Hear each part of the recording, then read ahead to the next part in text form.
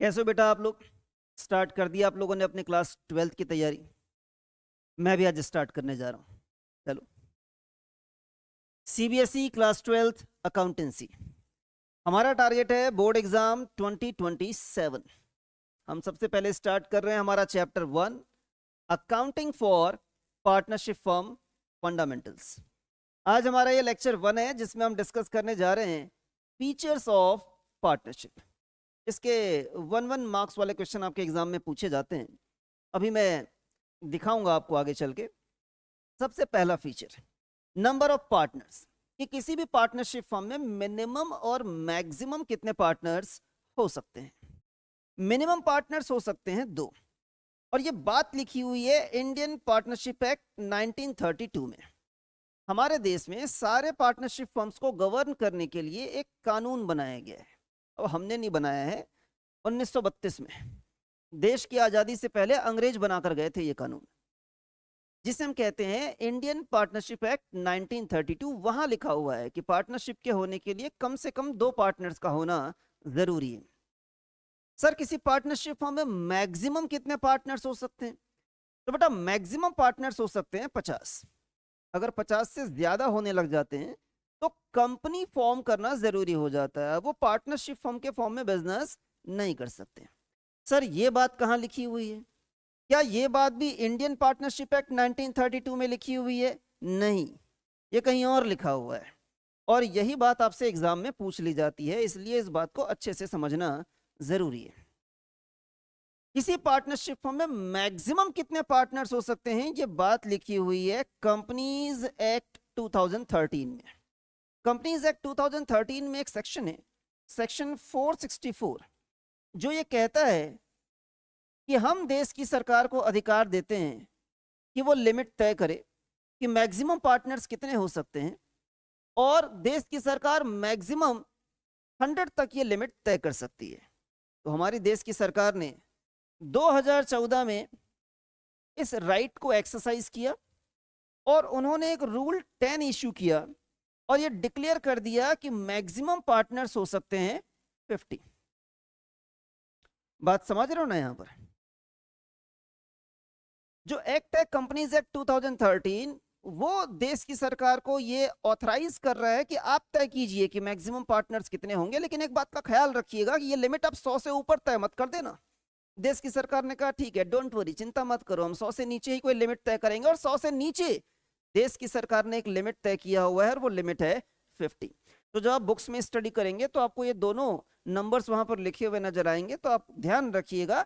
फिलहाल हमारे देश में जो maximum number of partners possible हैं वो 50 है, 100 नहीं है। आप इसे भी याद रखिएगा कि कंपनीज एक्ट 2013 में ये बात लिखी गई है। इसे रीड किया जाता है with rule 10 of companies miscellaneous rules 2014। ठीक है, जो कि मल्टीपल चॉइस क्वेश्चंस में ये बात पूछ ली जाती है। चलो बेटा आगे बढ़ते हैं। अच्छा, आगे बढ़ने से पहले एक क्वेश्चन है। ये क्वेश्चन है बेटा, आप लोग सॉल्व करोगे और इसका सही जवाब आप मुझे नीचे कमेंट में लिखकर बताएंगे। मैं आगे बढ़ रहा हूं, मैं दूसरे फीचर का डिस्कशन कर रहा हूं। फीचर नंबर 2 है, वो ये कहता है कि पार्टनरशिप एग्जिस्टेंस में कैसे आता है। हर अलग अलग प्रकार की बिजनेस एंटिटी का एग्जिस्टेंस में आने का, जन्म लेने का तरीका अलग अलग होता है। आपने बिजनेस स्टडीज में पढ़ा होगा। जैसे कंपनी का जन्म होता है रजिस्ट्रेशन से, जिसे हम इनकॉर्पोरेशन कहते हैं, वैसे पार्टनरशिप फर्म का जन्म होता है एग्रीमेंट से। जब तक लोगों के बीच में आपस में एग्रीमेंट नहीं होगा कि हम बिजनेस करना चाहते हैं पार्टनरशिप में, तब तक ये एग्जिस्टेंस में नहीं आता है। और इस एग्रीमेंट का रिटर्न होना कोई जरूरी नहीं है, ये एग्रीमेंट ओरल भी हो सकता है। जैसे 2 लोग ए और बी मिलकर पार्टनरशिप में बिजनेस करना चाहते हैं, तो उन दोनों के बीच में एग्रीमेंट हुआ और एग्रीमेंट पूरा उन्होंने लिख लिया कि कौन कितना पैसा लगाएगा, किसे प्रॉफिट में से कितना हिस्सा मिलेगा, किसे सैलरी मिलेगी, किसे नहीं मिलेगी, सैलरी मिलेगी तो कितनी मिलेगी, XYZ सारी बातें वहां पर लिख दी गई, लिखित में है। कोई दिक्कत नहीं है, पार्टनरशिप है। लेकिन क्या ये सारी बातें अगर लिखित ना हो, वो दोनों एक दूसरे से ओरली ये बातें कर लेते हैं कि भाई तू इतना पैसा लगाना, मैं इतना पैसा लगाऊंगा, तू सैलरी ले लेना, चूंकि तू काम करेगा, मैं चूंकि आऊंगा नहीं ऑफिस तो मैं सैलरी नहीं लूंगा, XYZ, इस तरह से सारे टर्म्स उन्होंने ओरली आपस में तय कर लिए। तो क्या ये पार्टनरशिप है या नहीं है? हमारा इंडियन पार्टनरशिप एक्ट 1932 कहता है कि एग्रीमेंट का होना जरूरी है, उस एग्रीमेंट का रिटर्न होना जरूरी नहीं है। रिटर्न हो तो भी चलेगा ओरल हो तो भी चलेगा, but the essential point is कि एग्रीमेंट होना चाहिए। चलिए, बहुत ही सिंपल सा पॉइंट है, आगे बढ़ जाते हैं। अब इसी के बेसिस पे बेटा अब भी देखो 2025 में आपसे सवाल पूछ लिया गया है, सिंपल सा सवाल है, इसका भी जवाब आप मुझे नीचे कमेंट में लिखकर बताएंगे। मैं आगे बढ़ रहा हूं, ये सिंपल से सवाल है इसलिए मैं क्लास में डिस्कस नहीं कर रहा हूं। अगर कोई कोई सवाल मुझे लगेगा कि यहां पर डिस्कस करना चाहिए तो मैं जरूर आपको उसका जवाब दूंगा। तीसरा feature, who is competent to become a partner, कौन पार्टनर बनने के लायक है और कौन नालायक है। तो इसके बारे में ना सबसे पहले हम एक दूसरे एक्ट का रेफरेंस लेते हैं, इंडियन कॉन्ट्रैक्ट एक्ट 1872। 1872 में अंग्रेज ये कानून बना के गए थे, इंडियन कॉन्ट्रैक्ट एक्ट। ये इंडियन कॉन्ट्रैक्ट एक्ट ये कहता है कि हिंदुस्तान में रहने वाले हर एक व्यक्ति को कॉन्ट्रैक्ट करने का अधिकार है। कॉन्ट्रैक्ट मींस एग्रीमेंट, एग्रीमेंट करने का अधिकार है, सिवाय इन तीन लोगों के। एक माइनर, माइनर मतलब जिसकी उम्र 18 साल से कम हो, जैसे कि आप लोग।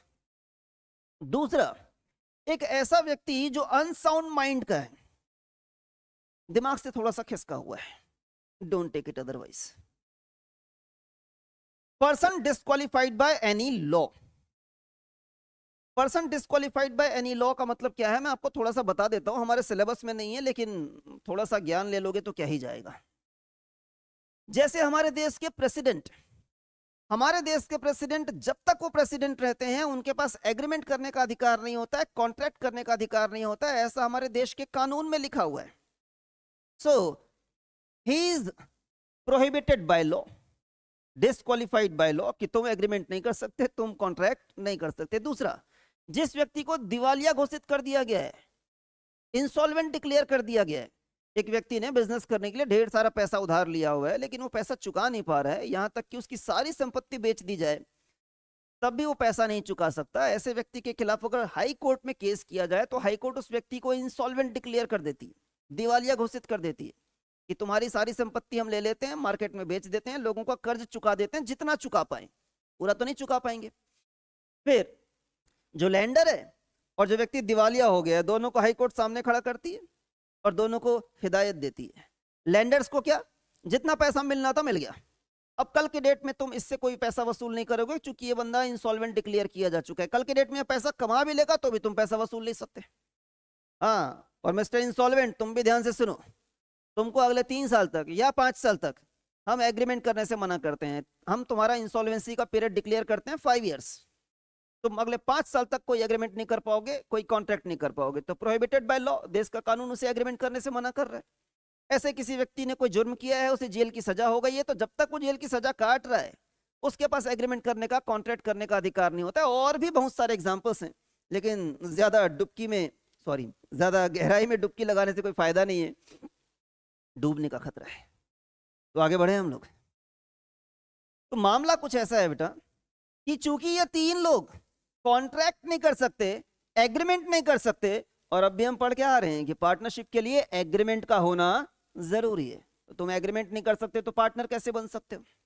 तो जनरल रूल ये कहता है कि चूंकि ये 3 लोग कॉन्ट्रैक्ट नहीं कर सकते, एग्रीमेंट नहीं कर सकते, दैट्स वाई ये पार्टनर भी नहीं बन सकते।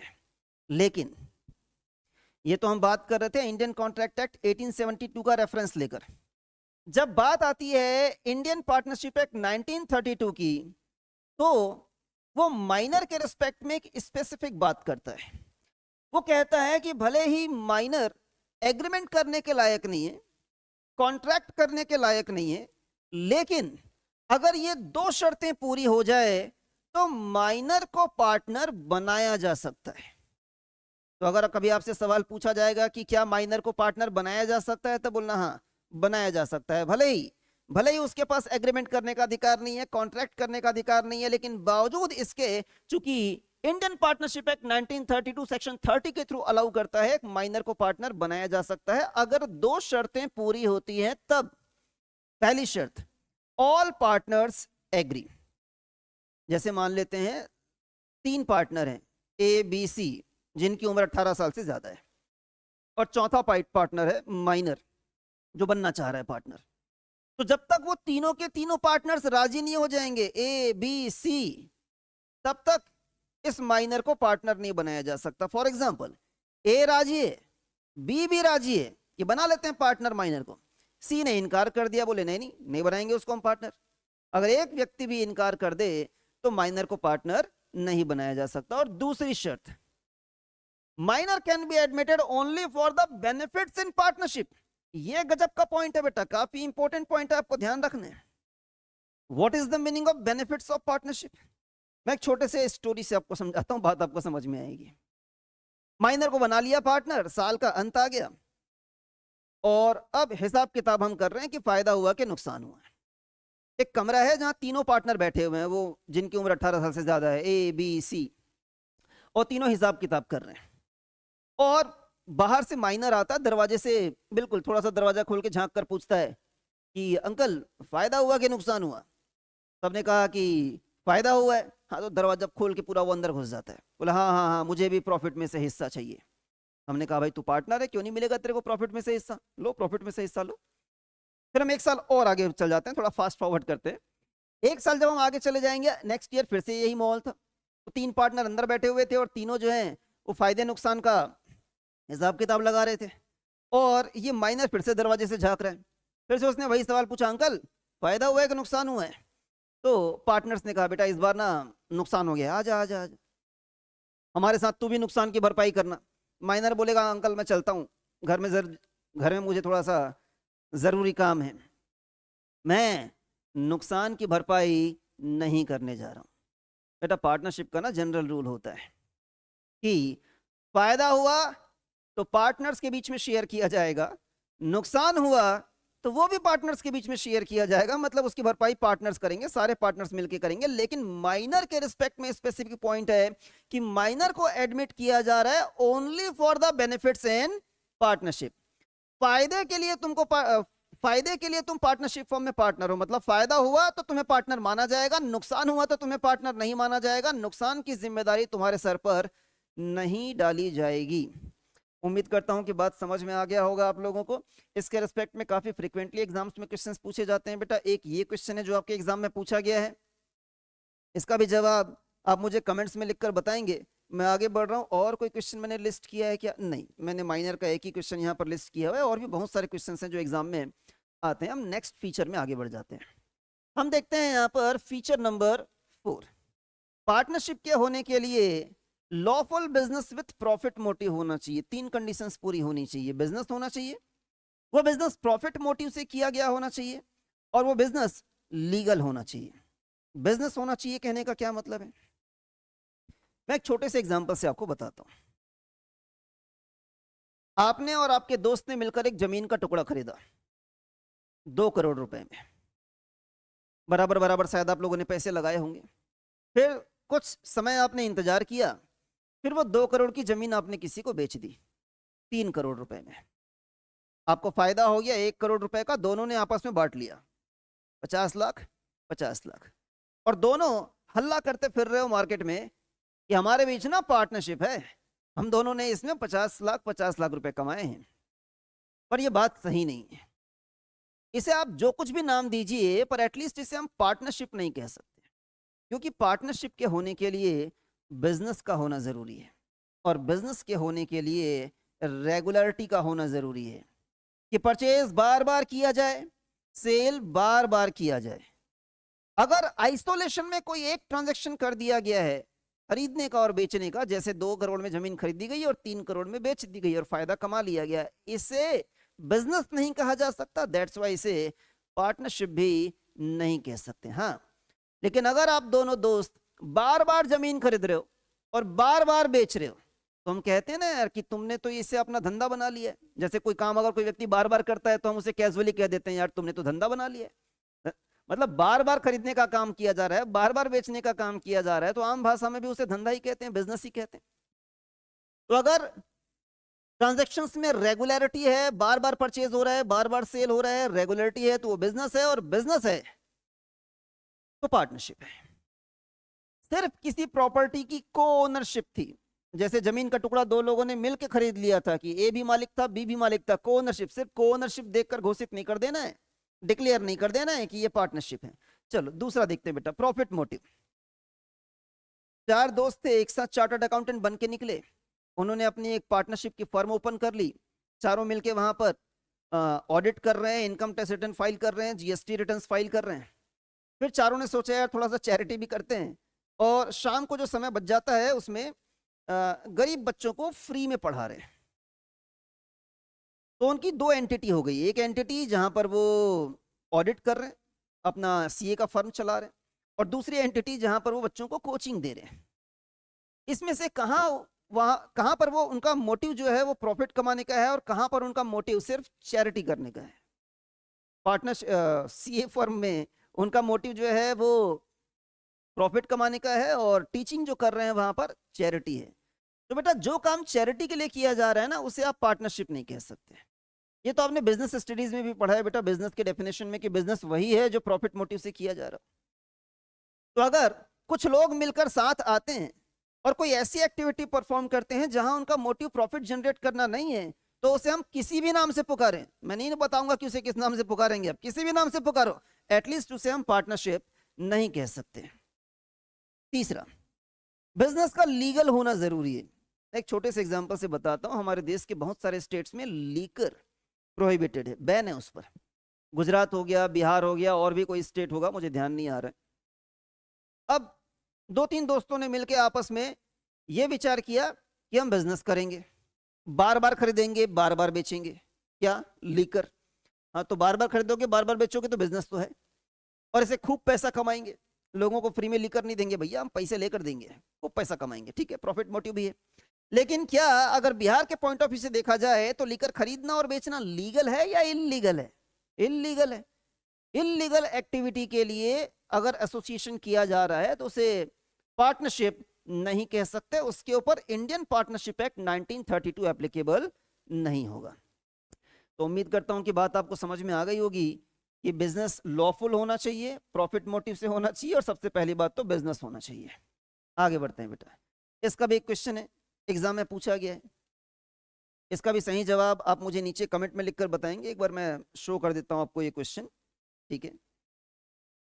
और आपको उसके बावजूद अगर समझ में ना आए, जैसे आप इस क्वेश्चन को सॉल्व करने की कोशिश कर रहे हैं, कोई पॉइंट दिक्कत आ रहा है, समझ में नहीं आ रहा है बेटा, तो नीचे मुझे कमेंट में लिखकर बताना, मैं एक्सप्लेन कर दूंगा। पर पहला मौका आपको, आप बनाएंगे क्वेश्चन तब एग्जाम में भी बना पाएंगे।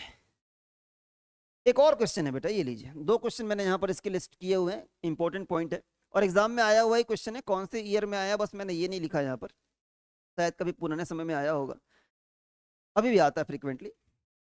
अरे आगे बढ़ जाइए सर। हाँ, फीचर नंबर 5, पार्टनरशिप के होने के लिए एक और feature, for a partnership sharing of profit is must. हाँ, आखिर दो लोग आपस में साथ मिलकर आ ही क्यों रहे हैं? ताकि मिलके पैसा कमाएं, और जो पैसा कमाएंगे उसे आपस में बांट लें। तो प्रॉफिट सारे पार्टनर्स के बीच में बांटा जाता है। ऐसा नहीं हो सकता कि ए, बी और सी के बीच में पार्टनरशिप है, प्रॉफिट जितना भी होगा वो ए और बी को दिया जाएगा, सी को तो हमने ऐसे ही रख लिया है। ऐसा नहीं हो सकता बेटा। जितने पार्टनर्स हैं सबको सबको प्रॉफिट में से हिस्सा दिया जाएगा। कम दिया जाएगा, ज्यादा दिया जाएगा, वो आपस में आप डिसाइड कर लीजिए। लेकिन ऐसा हो ही नहीं सकता कि पार्टनरशिप फर्म में कोई पार्टनर है और उसे प्रॉफिट में से हिस्सा ना दिया जाएगा। नहीं दिया जाएगा तो पार्टनरशिप ही नहीं है। हाँ, वैसे तो जनरल रूल ये भी है कि सारे पार्टनर्स के बीच में लॉस भी बटेगा। फायदा होगा तो भी सारे पार्टनर्स में, नुकसान होगा तो भी सारे पार्टनर्स में। लेकिन ये वाले पॉइंट का ना एक्सेप्शन है। पहला एक्सेप्शन तो बेटा माइनर पार्टनर, अब भी हम पढ़ के आ रहे हैं। Section 30 of Indian partnership act 1932 कहता है कि माइनर को पार्टनर बनाना है, और सिर्फ किसके लिए बनाना है? बेनिफिट के लिए बनाना है। लॉस में से हिस्सा उसको नहीं देंगे।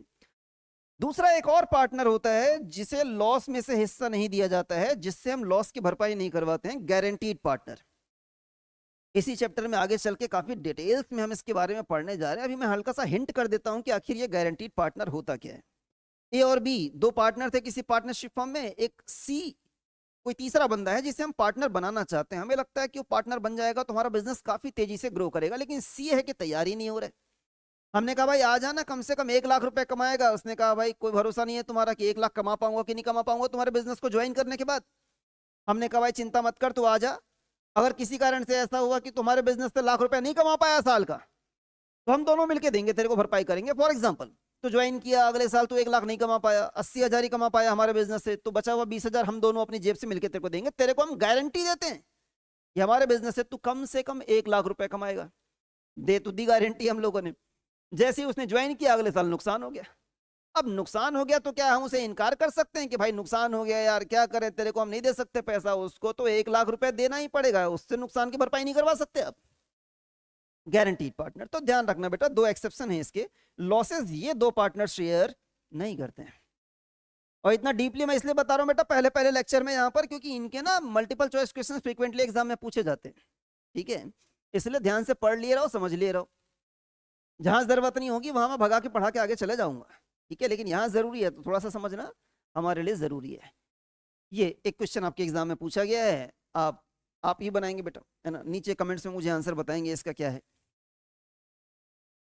Feature number 6। अब ये फीचर ना अच्छे से समझ लेना, कभी कभी स्टूडेंट्स को समझना मुश्किल हो जाता है कि सर ये क्या है, म्यूचुअल एजेंसी क्या होता है, प्रिंसिपल एजेंट रिलेशनशिप क्या होता है। पहले तो समझ लेते हैं प्रिंसिपल एजेंट रिलेशनशिप क्या होता है। अगर एक व्यक्ति कोई काम कर रहा है अपने लिए नहीं किसी और के लिए, जैसे कि रामायण में बताया गया है कि हनुमान जो हैं वो श्री राम की एक अंगूठी लेकर अशोक वाटिका जाते हैं। सीता माता तो कभी देखी नहीं हनुमान को, जानती भी नहीं कि तुम कौन हो, तो संदेशा लेकर जाते हैं। तो वो अशोक वाटिका क्यों गए थे? अपने लिए गए थे या किसी और के बिहाफ में गए थे? किसी और के बिहाफ में गए थे। किसके बिहाफ में गए थे? श्री राम। तो यहाँ पर एक्ट कौन कर रहा है? हनुमान, तो वो कहलाएंगे एजेंट। किसके लिए एक्ट कर रहे हैं? श्री राम, तो श्री राम यहाँ पर क्या कहलाएंगे? प्रिंसिपल। और उन दोनों के बीच में जो रिलेशन है वो कहलाएगा प्रिंसिपल एजेंट रिलेशन। इसे हम म्यूचुअल एजेंसी कहते हैं। अब ये पार्टनरशिप में कैसे एप्लीकेबल होता है इसे जरा समझते हैं। एक पार्टनरशिप में ना 3 पार्टनर हैं, ए बी और सी। मैं यहां लिख भी देता हूं, चलो 3 पार्टनर हैं, ए बी सी। और ये झोपड़ी जैसा जो दिख रहा है ये बैंक है ना? बुरा नहीं मानना बेटा, बैंक है, झोपड़ी जैसा दिख रहा है। अब ना इस पार्टनरशिप फॉर्म को ना पैसे की जरूरत है, लोन लेना चाहती है। अब पार्टनरशिप फर्म जब लोन लेना चाहती है तो फर्म तो एक आर्टिफिशियल पर्सन होता है, वो खुद तो नहीं जा सकती, तो उसके बिहाफ में, पार्टनरशिप फर्म के बिहाफ में इनमें से कोई एक पार्टनर जाएगा बैंक में और बैंक से लोन लेकर आ जाएगा। फॉर एग्जांपल ये जिम्मेदारी पार्टनर ए को दी गई कि जाओ बैंक में और बैंक से लोन लेकर आ जाओ। कितना लोन लेकर आ जाओ? 10 लाख। तो आप मेरे सवाल का जवाब दीजिए, एक्ट किसने किया है? एक्ट किया है पार्टनर ए ने। तो इस लोन को चुकाने की जिम्मेदारी किसकी है? अकेले पार्टनर ए की जिम्मेदारी है या ए बी सी तीनों की? सिंपल सा जवाब है बेटा, क्योंकि पार्टनर ए ने ये लोन अपने लिए नहीं लिया है, पर्सनल पर्पस के लिए नहीं लिया है, उसने लोन लिया है फर्म के लिए, तो चुकाने की जिम्मेदारी भी फर्म की बनती है। और फर्म का मतलब है ए प्लस बी प्लस सी। इसका मतलब यह है कि एक्ट किया ए ने और चुकाने की जिम्मेदारी ए की भी है, बी की भी है और सी की भी है। यही बात यहां पर लिखी हुई है। In partnership business can be carried out, नहीं ये वाली बात नहीं बेटा, ये पॉइंट पे मैं आता हूं, वो पॉइंट मैं यहां पर लिखा नहीं हूं, बता देता हूं मैं आपको। एक्ट ऑफ वन पार्टनर, आप चाहें तो लिख सकते हैं कहीं पर, मैं डिक्टेट कर देता हूं, आप लिख लीजिए। Act of one partner is binding on all. किया एक ने है लेकिन उसकी जिम्मेदारी सिर्फ एक पार्टनर पर नहीं आती है, सब पर आती है। दोबारा फिर से दोहरा रहा हूं बेटा, ध्यान से लिख लो आप लोग। Act of one partner is binding on all, ठीक है? तो यहां पर जो पार्टनर एक्ट कर रहा है, जैसे पार्टनर ए एक्ट कर रहा है, तो पार्टनर ए कहलाता है बेटा एजेंट, और इसकी जिम्मेदारी किसके ऊपर आ जा रही है? बी और सी के ऊपर, दोनों के ऊपर आ जा रही है। तो ये दोनों फिलहाल क्या कहलाएंगे? प्रिंसिपल। वहीं अगर उल्टा हो, कोई दूसरा काम है, किसी दूसरे काम के लिए सी चला गया और वो सी ने फर्म के बिहाफ पे वो काम कर दिया, तो जिम्मेदारी सिर्फ सी की नहीं होगी। सी ने काम कर दिया तो सी एजेंट, और बाकी दोनों ए और बी क्या हो जाएंगे वहां पर? प्रिंसिपल। तो एक सिंपल सी बात कही जाती है पार्टनरशिप फर्म के बारे में कि पार्टनरशिप फर्म में जितने भी पार्टनर्स होते हैं ना, वो सब के सब एजेंट भी होते हैं और वो सब के सब प्रिंसिपल भी होते हैं। हम ये नहीं बोल सकते कि ये वाला पार्टनर एजेंट है और वो वाला पार्टनर प्रिंसिपल है। सारे पार्टनर एजेंट है और सारे पार्टनर वहां पर जो हैं वो प्रिंसिपल भी हैं। So act of agent A, sorry, act of agent binding on principal, act of partner A binding on partner B, act of partner B binding on partner A. So persons are agents as well as principal. In partnership, business can be carried on by all. या तो तीनों मिलके business कर सकते हैं या any of the partner acting for all. जैसे partner ए जब लोन लेने गया था तो सबके लिए लोन लेने गया था। तो ये फ्रेजेस आपको ध्यान रखने पड़ेंगे बेटा। मैं थोड़ा सा कंक्लूड कर दूं फिर हम आगे बढ़ेंगे। यहां से ध्यान से समझ लो मुद्दा क्या है। यहां पर पार्टनरशिप के इस फीचर के बारे में बेटा कुछ पॉइंट्स आपको ध्यान रखने हैं, एकदम सिंपल से पॉइंट है। पहला पॉइंट कि पार्टनरशिप फर्म में म्यूचुअल एजेंसी होती है, पहला पॉइंट। दूसरा पॉइंट, म्यूचुअल एजेंसी का मतलब होता है प्रिंसिपल एजेंट रिलेशनशिप। तीसरा पॉइंट, प्रिंसिपल एजेंट रिलेशनशिप का मतलब यह है कि act of one partner is binding on all, या इसी को दूसरे शब्दों में कहा जा सकता है कि business can be carried on by all or any of the partners acting for all. तो ऐसे मैंने 4 पॉइंट्स में आपको इसका कंक्लूजन बता दिया है। उम्मीद करता हूं कि बात बेहतर तरीके से समझ में आ गई होगी और इसका सवाल अब भी 2025 में आपके एग्जाम में पूछा हुआ है। तो बेटा इस सवाल का सही जवाब आप मुझे बताएंगे नीचे कमेंट में लिखकर। आगे बढ़ जाऊं मैं यहां से, जल्दी से मैं आपके लिए ये सारी बातें समराइज कर देता हूं। Essential features of partnership. Partnership के होने के लिए सबसे पहला जरूरी है 2 और मोर पर्संस, कम से कम 2 पार्टनर होने चाहिए और ये बात लिखी हुई है पार्टनरशिप एक्ट में। ज्यादा से ज्यादा 50 पार्टनर्स हो सकते हैं और ये बात लिखी हुई है कंपनीज एक्ट में। पार्टनरशिप के होने के लिए दूसरा एसेंशियल फीचर है एग्रीमेंट। एग्रीमेंट का होना जरूरी है, वो एग्रीमेंट रिटन हो तो भी चलेगा, ओरल हो तो भी चलेगा। तीसरा एसेंशियल एलिमेंट है कि जो बंदा पार्टनर बनना चाहता है वो कॉम्पिटेंट होना चाहिए। कौन कौन कॉम्पिटेंट नहीं है? अनसाउंड माइंड का बंदा और प्रोहिबिटेड बाय लॉ। माइनर इस लिस्ट से बाहर निकल गया था, आपको याद आ रहा होगा। माइनर को एडमिट किया जा सकता है किस चीज के लिए? बेनिफिट्स के लिए, फायदे में से शेयर देने के लिए। चौथा एसेंशियल पॉइंट है बिजनेस होना चाहिए, प्रॉफिट मोटिव से होना चाहिए, लीगल होना चाहिए। बिजनेस नहीं है, अगर मेयर को ओनरशिप है तो नहीं चलेगा। अगर चैरिटी के लिए कोई काम किया जा रहा है तो पार्टनरशिप नहीं है, और अगर कोई इलीगल बिजनेस किया जा रहा है तो वो भी पार्टनरशिप नहीं है। पांचवा इंपॉर्टेंट फीचर है शेयरिंग ऑफ प्रॉफिट। अगर प्रॉफिट शेयर नहीं किया जा रहा है तो पार्टनरशिप नहीं हो सकता। इसका एक एक्सेप्शन है कि लॉस जो है वो कुछ लोग शेयर नहीं करते, जैसे माइनर शेयर नहीं करता है। गारंटीड पार्टनर का जिक्र मैंने यहां पर नहीं किया। गारंटीड पार्टनर होता है जिसको हम लॉस शेयर नहीं करते हैं। और छठवा और सबसे इंपॉर्टेंट फीचर है म्यूचुअल एजेंसी। म्यूचुअल एजेंसी का मतलब है act of one binding on all partners. तो जब हम किसी एंटिटी के बारे में विचार कर रहे होते हैं, किसी फर्म के बारे में विचार कर रहे होते हैं कि वो पर्टिकुलर एंटिटी, वो पर्टिकुलर फर्म पार्टनरशिप फर्म है कि नहीं है, तो ये हमारी चेकलिस्ट है। 1 बाय 1 हम ये 6 चीजें चेक कर लेते हैं। अगर इन 6 चीजों में ओके है तो हम कहते हैं कि ये पार्टनरशिप फर्म है, अदरवाइज वो पार्टनरशिप फर्म नहीं है। If any of the above elements are missing, एक भी एलिमेंट इसमें से मिसिंग हुआ, the enterprise is not regarded as partnership firm.